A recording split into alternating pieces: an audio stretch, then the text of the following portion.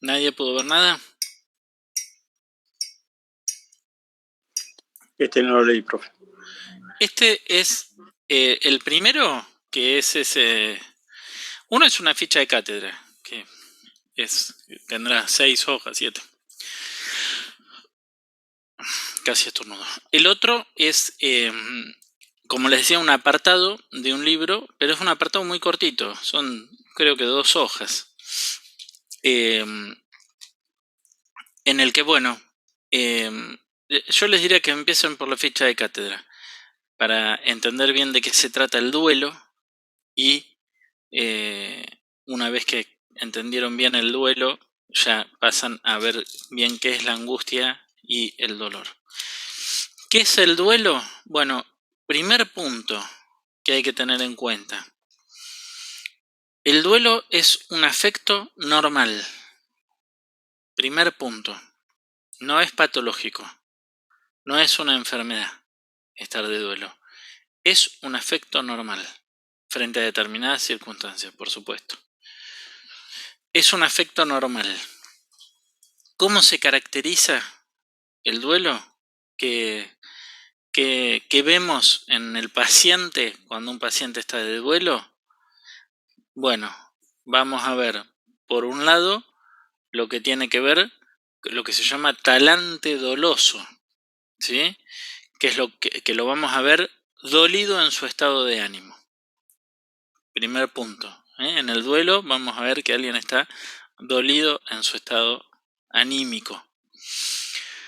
Además, vamos a ver que hay una falta de productividad, que le falta el impulso, la energía para la productividad. Entonces vamos a ver que no tiene fuerzas para, ni ganas de ir a trabajar, de entrenarse, de tratar de salir adelante o de recuperarse si tiene alguna circunstancia de salud que requiera de una rehabilitación.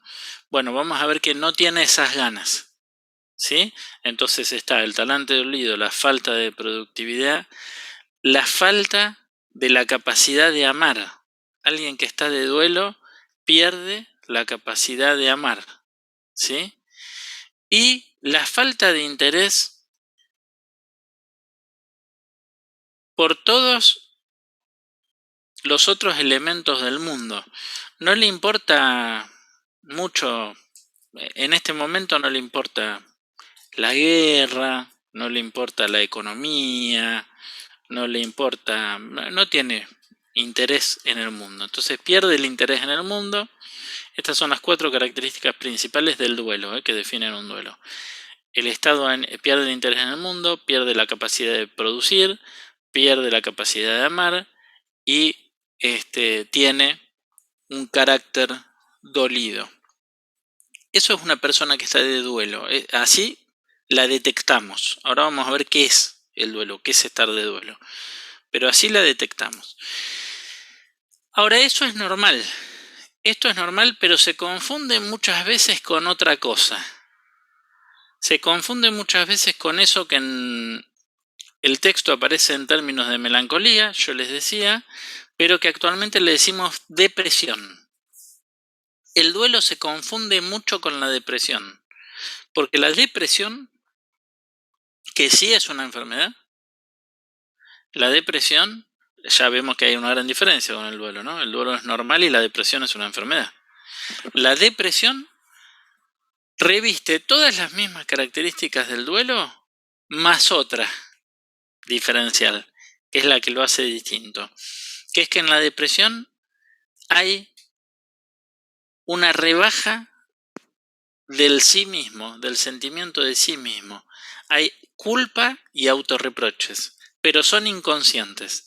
El sujeto no es consciente de que se está culpando, de que se está reprochando a sí mismo, no se da cuenta.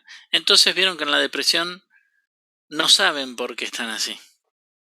No saben cómo salir adelante, no saben qué hacer, no saben. ¿Por qué? Porque en realidad el yo no sabe. El yo no sabe, pero inconscientemente hay una explicación y hay que orientarse por esto. Pero bueno, eso para que ustedes sepan que alguien que se presenta con estas características puede estar en una de dos instancias. O bien está en duelo, y entonces es normal, o bien está deprimido. No para que ustedes lo traten, como siempre les digo. No es para que ustedes lo traten. Para que ustedes puedan registrar esto cuando les toque un paciente con estas características. ¿Por qué? Digo cuando les toque un paciente con estas características. Porque, ¿qué es? ¿Ante qué se puede estar de duelo? Bueno, uno puede estar de duelo ante la pérdida de un objeto de amor. Eso quiere decir, ante la pérdida de un objeto en el que uno ha depositado investiduras libidinales. Digo, se ha ligado afectivamente a ese objeto. Entonces, porque uno no está de duelo por alguien que no le importa. ¿Sí? Uno solo puede estar de duelo ante la pérdida de un objeto de amor. ¿Sí? Pero ese objeto, nosotros solemos representarnos inmediatamente la pérdida de una persona. Un duelo nos lo representamos con el fallecimiento de una persona, por ejemplo. Sí, también nos lo representamos con, Freud pone otra vez un ejemplo muy misógino de la época, pero él pone el ejemplo de la novia enamorada que ha sido dejada por su novio, ¿no? Y el duelo en el que la novia entra. Esa es fácil de representarnos, pero miren, ojo, que uno puede estar de duelo ante la pérdida de un objeto, pero ese objeto puede no ser una persona, porque puede ser un objeto abstracto, el objeto de amor, porque uno puede depositar a veces esos vínculos afectivos con la patria, por ejemplo, con una representación, ¿sí? Y entonces uno está de duelo por la patria, o uno está de duelo, bueno, por la bandera, por cualquier otra abstracción. Uno puede estar de duelo porque perdió su equipo de fútbol, porque bueno, si uno está de duelo cada vez que pierde su equipo de fútbol, está en un problema, pero porque perdió una final importante, pongámosle, porque porque perdió su partido político en las elecciones, porque por la pérdida, digamos, de cualquier objeto que para uno sea importante. Entonces, primer punto a tener presente es que uno está de duelo frente a la pérdida de alguno de estos objetos y que no necesariamente es de una persona. ¿De qué más? ¿Frente a qué más se puede estar de duelo? Bueno, yo les digo cuáles son otros objetos susceptibles de ser investidos libidinalmente. Eso quiere decir que otros objetos en la representación nosotros cargamos de afectividad. La salud. Uno puede estar de duelo por una pérdida en relación a la salud.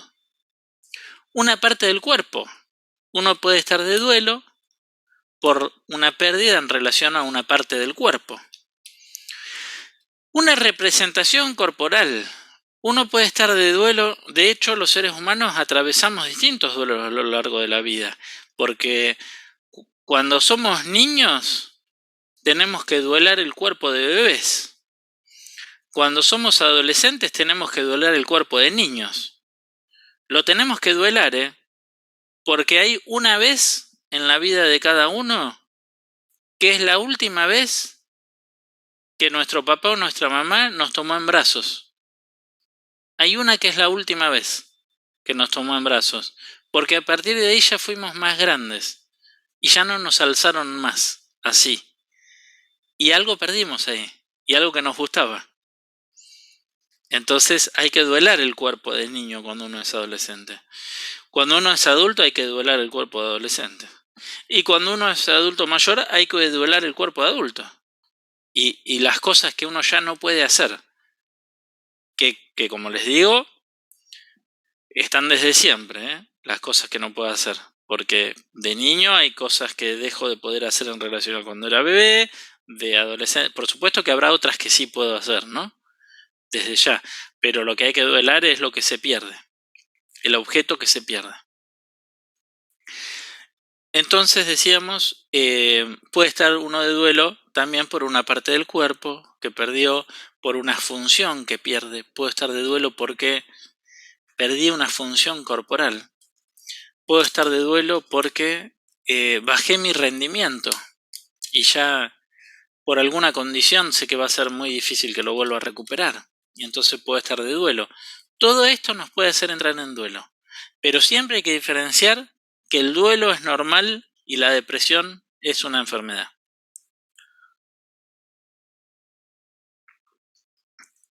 Lacan, ese otro psicoanalista que hoy les decía, dice que cuando se trata de una persona, lo que se duela, el objeto que se pierde es una persona, porque el duelo se define así, es la legítima reacción frente a la pérdida del objeto.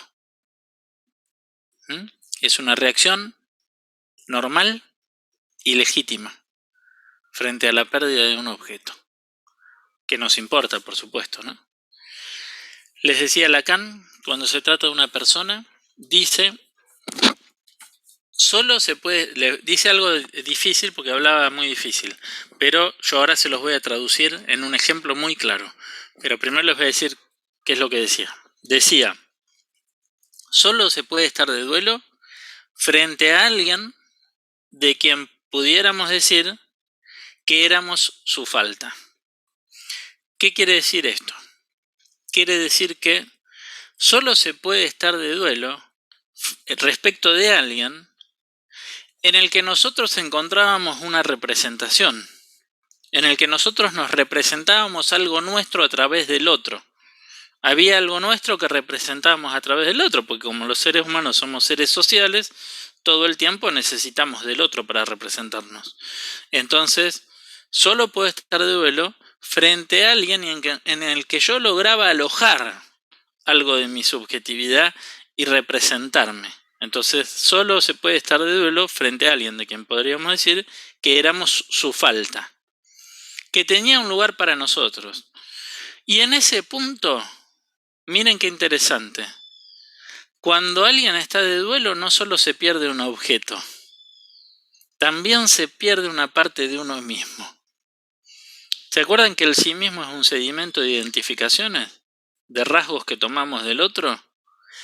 Y cuando alguien que es importante para mí ya no está, se lleva una parte mía también.